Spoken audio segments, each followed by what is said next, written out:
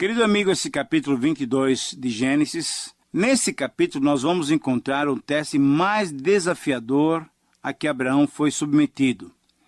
Deus ordena que Abraão ofereça o seu querido filho, Isaque, o filho da promessa, no altar. E Abraão, sem questionar, obedece a Deus. Na verdade, Abraão não chega a sacrificar Isaque, porque no momento exato da execução, Deus interveio e revogou a ordem. Mas Abraão foi fiel e agiu em obediência à palavra de Deus, e assim foi justificado. E diante desse fato, surge em nossas mentes uma pergunta, uma questão doutrinária importantíssima. Somos salvos apenas pela fé? Veja só, referindo a esse teste, Tiago em 2, 21 e 23, pergunta a maneira pela qual Abraão foi justificado e faz a seguinte argumentação. Não foi por obras que Abraão, nosso pai, foi justificado quando ofereceu sobre o altar o próprio filho Isaque? Vês como a fé operava juntamente com as suas obras. Com efeito, foi pelas obras que a fé se consumou e se cumpriu a escritura, a qual diz: ora, Abraão creu em Deus e isso lhe foi imputado para a justiça, e foi chamado amigo de Deus.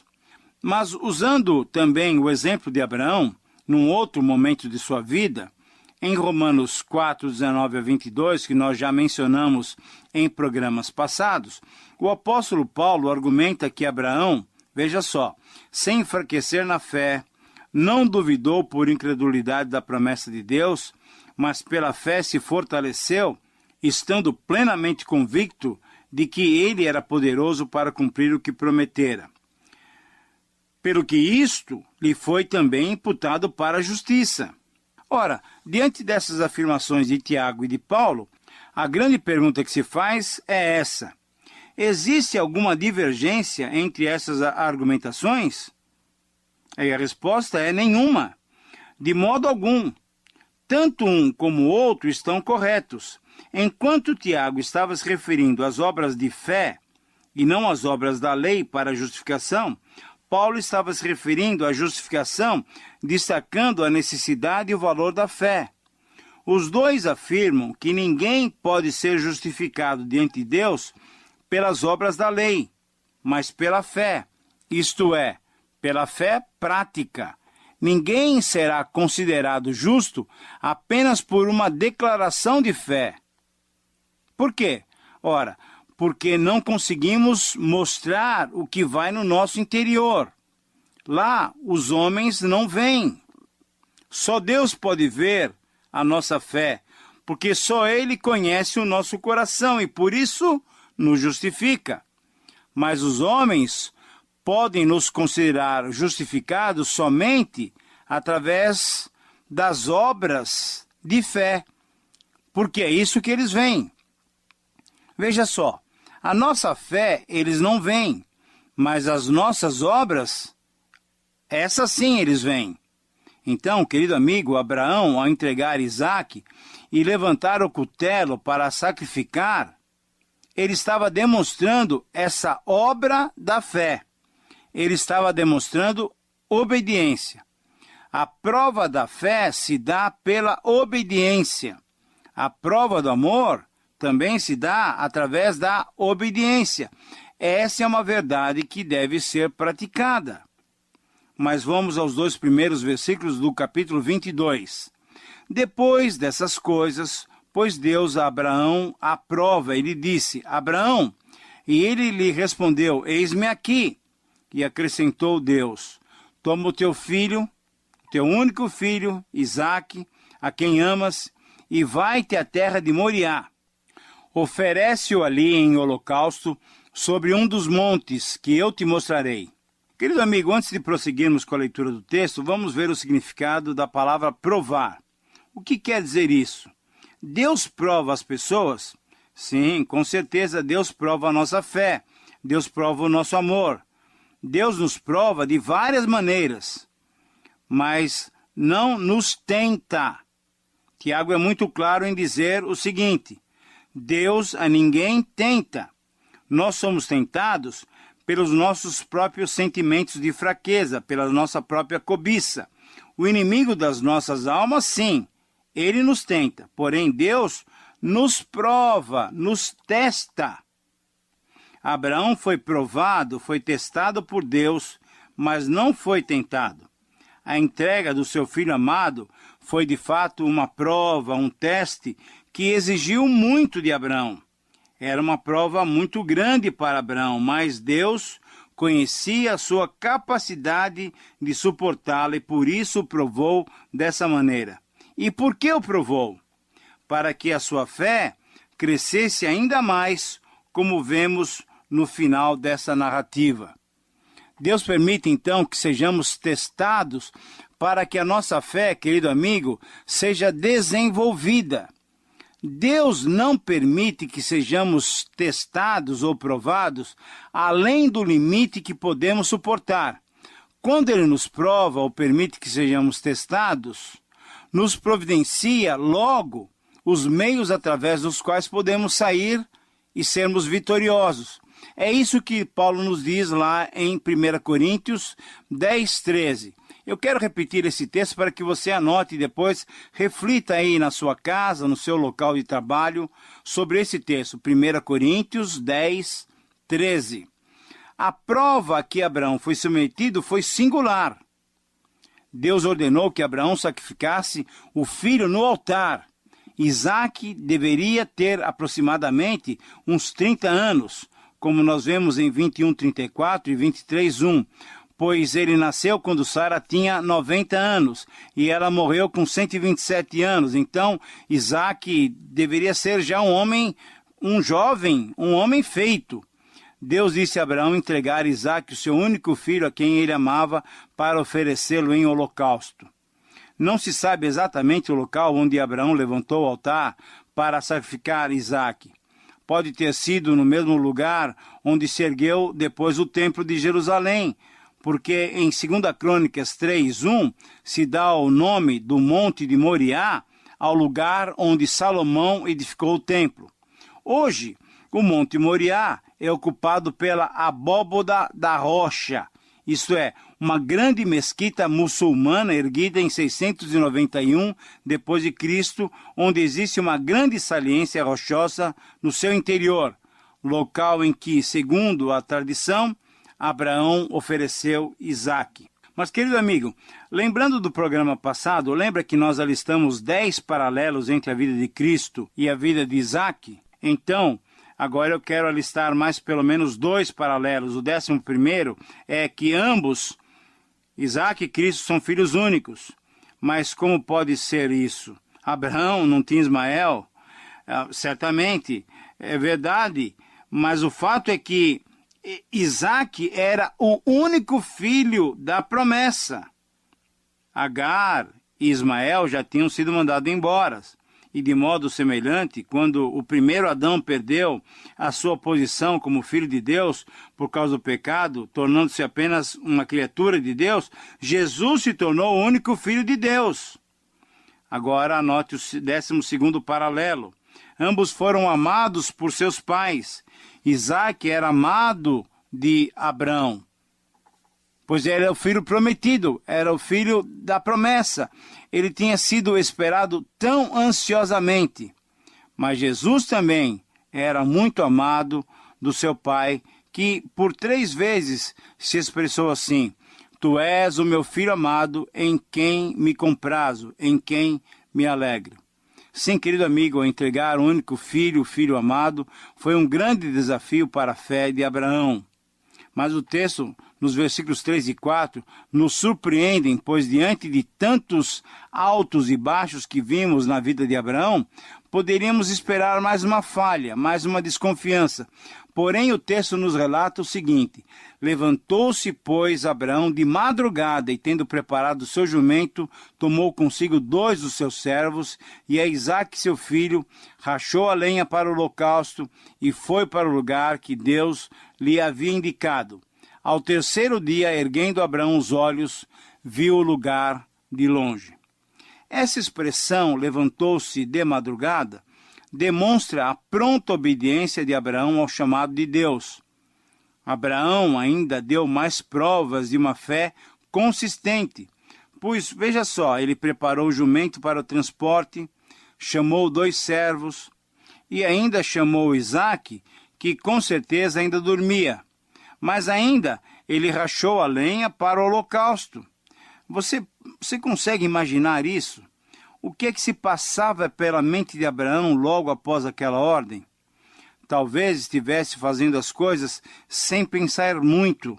Ele ainda estava abalado pela ordem divina. Ele simplesmente reagiu em obediência. Ele foi trabalhando sem pensar. Mas o teste ainda iria se complicar mais. Quando ele saiu para o local, ele não sabia para onde Deus o conduziria, mas foram caminhando. Agora, imagine essa cena. Será que Abraão ficou calado? Ou será que eles foram conversando? E se conversaram, sobre o que conversaram? Veja que o trajeto demorou 3 dias. Creio que diante desse trajeto é que Abraão caiu em si. Começou a pensar na ordem divina. Começou a lembrar da infância e do banquete que ele tinha preparado para Isaque quando ele havia sido desmamado. Certamente pensou na expulsão de Ismael. Será que ele fizera o certo? De onde viria agora a sua descendência? Você já imaginou quantas perguntas, quantas questões? Eu creio que nesses 3 dias Abraão foi tremendamente testado. Se Deus pedisse que ele entregasse Isaque logo ali atrás da sua tenda, tudo acabaria muito rápido. Mas não, eles andaram por 3 dias. Foram pelo menos 2 noites para dormir. E o que é que conversaram antes de dormirem? Imagine isso. Que prova!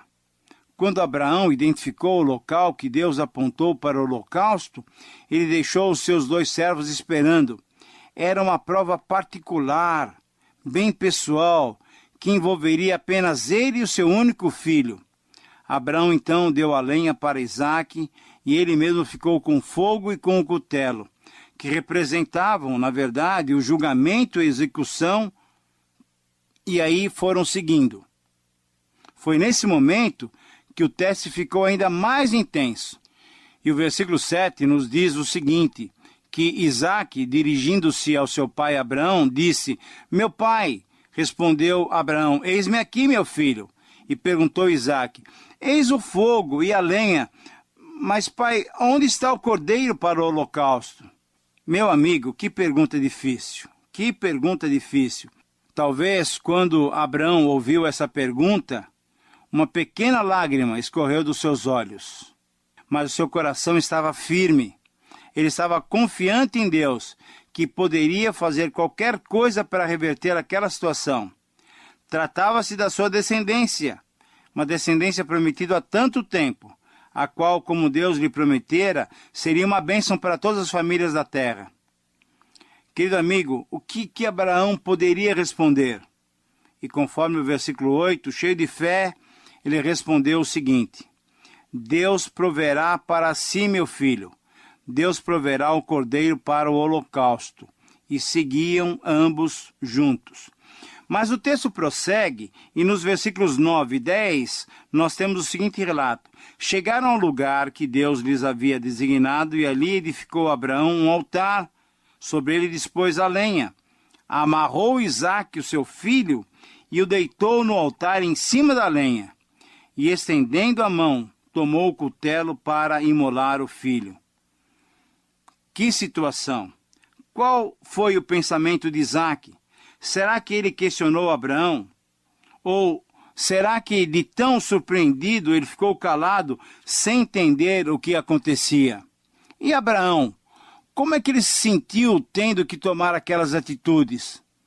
Abraão certamente foi testado em todos os seus limites. Não encontramos na Bíblia nenhum outro exemplo de sacrifício como esse, a não ser o sacrifício do próprio Senhor Jesus Cristo. Nós sabemos que sacrifício humano é algo errado. Os pagãos, no tempo de Abraão, praticavam esse tipo de sacrifício. Então, nós vemos Abraão sendo obrigado a praticar alguma coisa errada, moralmente falando, e principalmente contra o seu próprio filho. Abraão estaria disposto a fazer aquilo que Deus lhe estava mandando? Algo tão sério, mas algo praticamente errado? Praticamente errado não, totalmente errado, moralmente errado. Tanto é que na lei, logo depois, em Êxodo capítulo 20, o sexto mandamento, quando Deus deu a Moisés, ele é claro em afirmar, não matarás. Então, como que Abraão chegou a obedecer a Deus num caso como esse? Certamente ele pensou, eu sei que isso é moralmente errado, e ainda mais porque se trata do meu único filho, meu filho amado. Mas quem me mandou fazer isso foi Deus. E eu sei que ele sempre age certo, mesmo que no início me pareça errado. Faz 25 anos que eu o sirvo. Faz 25 anos que eu ando com ele. E até agora, nada deu errado. Com Deus, tudo sai sempre certo, mesmo que apareça errado no começo. Eu não entendo isso, pensava Abraão. Eu não sei qual a razão dessa ordem divina, mas eu sei que tudo o que ele faz muito bem. Estou acostumado a ouvir a sua voz e a conversar com ele, e por essa razão eu vou obedecê-lo, pois eu sei perfeitamente que ele pode até ressuscitar meu filho depois que ele estiver morto, porque essa, querido amigo, foi a afirmação do autor de Hebreus. Abraão considerou que Deus era poderoso até para ressuscitar Isaque dentre os mortos. Muito bem, diante dessa obediência tão completa de Abraão, conforme o versículo 11, houve uma intervenção divina, mas do céu lhe bradou o anjo do Senhor, Abraão, Abraão. Ele respondeu, eis-me aqui. Deus então lhe interrompeu no momento certo. Deus sabe qual é o nosso limite. Querido amigo, Deus prova os seus filhos em qualquer tempo, das mais diferentes maneiras. Algumas dessas provações são grandes, são profundas, mas todas elas têm o objetivo de aperfeiçoar a fé dos crentes. Somos grandemente beneficiados em nossa vida espiritual por meio dessas provas. Por meio desses testes que eles nos vêm de Deus, nós vamos o quê? Firmando a nossa fé, firmando a nossa confiança em Deus. É só na aprovação que a nossa fé se agiganta. Dizem que as árvores de regiões suscetíveis a tempestades e vendavais têm suas raízes muito mais profundas que outras. Sabe por quê? Porque o instinto natural de defesa da árvore é descer mais profundamente e, com as suas raízes bem firmadas, escapar das diversidades provocadas pelas tempestades. Assim também é a nossa fé em Deus. Nas adversidades, ela se aprofunda mais ainda na palavra de Deus. A nossa fé cresce, ela se fortalece. Ela se agiganta diante das tempestades e dos perigos da vida. A fé de Abraão se agigantou depois dessa prova suprema. E não nos consta que depois dessa experiência, Abraão tivesse sido provado dessa maneira, com essa intensidade, uma outra vez. Certamente outras provas Abraão deve ter enfrentado, porque o crescimento da fé continua sempre, continuamente, até o crente um dia se encontrar com o Senhor Deus. Mas com certeza, Abraão não foi testado mais nessa intensidade. Nunca devemos ignorar, querido amigo, ou estranhar a presença dos problemas ou das contrariedades em nossa vida. Por quê? Porque elas vêm para o nosso fortalecimento, espiritual. Mas o texto ainda continua e salienta que Deus revelou finalmente o seu propósito com essa experiência. O versículo 12 diz assim: Então lhe disse o Senhor, não estendas a mão sobre o rapaz, e nada lhe faças, Pois agora sei que temes a Deus, porquanto não me negaste o teu filho, o teu único filho. Embora Deus já sabia, por ser onisciente, ele queria ver até onde poderia contar com Abraão. Deus queria mostrar ao próprio Abraão que ele contava consigo para iniciar um plano, um projeto maravilhoso, um plano concreto de trazer o homem a ter novamente comunhão consigo Deus. E isso aconteceria através da nação de Israel, e daí através de Jesus Cristo, filho de Davi. Ele viria em nome do Senhor para fazer o quê? A aproximação, o contato novamente entre o ser humano e o próprio Deus. Para que tudo isso acontecesse, Abraão foi experimentado ao máximo. Deus já tinha providenciado o carneiro para o holocausto, e Abraão agora o vê preso pelos chifres num arbusto. E diz o versículo 13, tomou Abraão o carneiro e o ofereceu em holocausto em lugar do seu filho. Conforme 1 Coríntios 10, 13, que nós já mencionamos, junto com a aprovação, Deus nos dá também o livramento, Deus nos dá o escape. Assim, o holocausto foi feito e no versículo 14 lemos que Abraão colocou o nome daquele lugar de Jeová Jireh, que significa o Senhor proverá. Esse relato então termina de uma maneira mais tranquila, mas de uma forma a trazer mais confiança a Abraão e a todos nós. Nos versículos 15 a 18, em resposta à obediência de Abraão, Deus novamente renova a sua promessa àquele que ele chamou. Deus promete a Abraão que a sua descendência seria como as estrelas dos céus e como a areia da praia do mar. Sabe por quê? Porque, como o final do versículo 17 diz, Deus fala a Abraão, porquanto obedecestes a minha voz. Querido amigo, estamos encerrando esse programa e eu espero que você tenha percebido o valor da obediência. O meu desejo e oração é que cada um de nós sejamos obedientes, demonstrando assim a nossa fé em Deus. Espero encontrá-lo no nosso próximo programa. Que Deus te abençoe.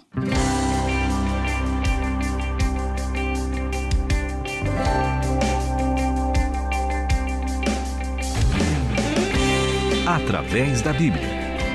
Estudo sistemático e detalhado da Palavra de Deus do Gênesis ao Apocalipse. Para saber mais, acesse nosso site transmundial.org.br.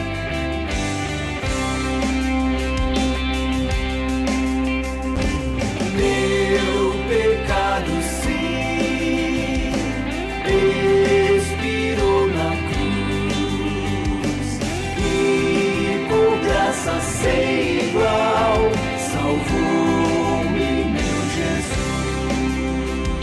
Realização Transmundial.